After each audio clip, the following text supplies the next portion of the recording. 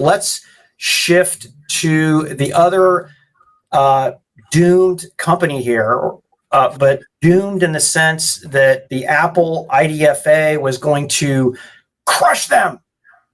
They did not get crushed. In fact, they had some seriously monster earnings that nobody expected. The revenue increased 62%.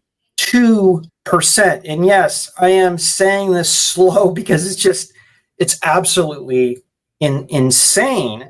A company that's under fire by regulators, a company that's structurally under fire by regulators, and being cut off at the pass by Apple, or supposedly. And to be fair, we did see, well, Facebook had a good earnings, but their projections weren't great. They talked a little bit about that, but it's truly unstoppable. Now, did I say unstoppable? I think I did. It's getting a little bit over my skis there. But I like to talk about Google Cloud because we are tech analysts, and Google is growing on a rate that is faster than any of the cloud giants, albeit on a smaller base. But Daniel, I know you and I both appreciate that at least they've carved that out. Now, we don't know how much of it is IaaS, PaaS, or SaaS.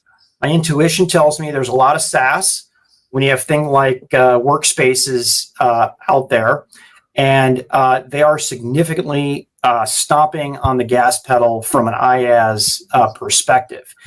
They grew 53%, but their losses were significantly narrowed here, and Google is on the run here, and we've got three huge players at the top there with AWS, Microsoft, and Google, and a lot of powerful folks who are vying for those fourth, fifth, and sixth spots when you're looking at folks like IBM and Oracle. And I can't put SAP in the cloud spot because technically they don't actually stand up their own clouds.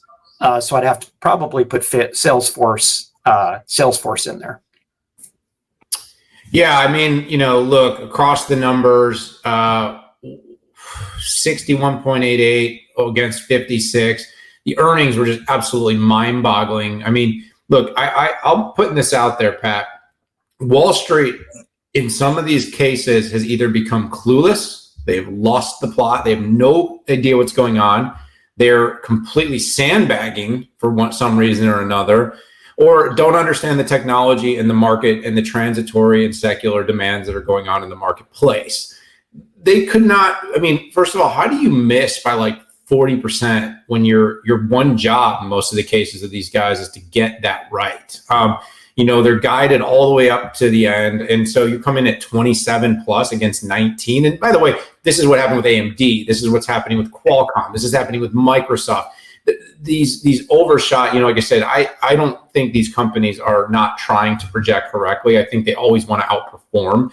We also are seeing a market now where even when you do perform, the stock sells off and the prices drop 0.5% on average on an earnings beat. So,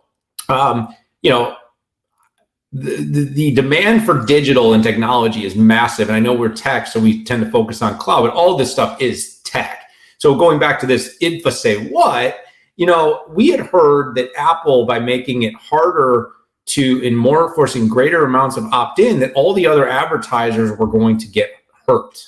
Google is clearly above the law here. Google said, you know what? I know you're Apple, but we're Google, and you aren't going to stop us from growing. They're guiding forward strong.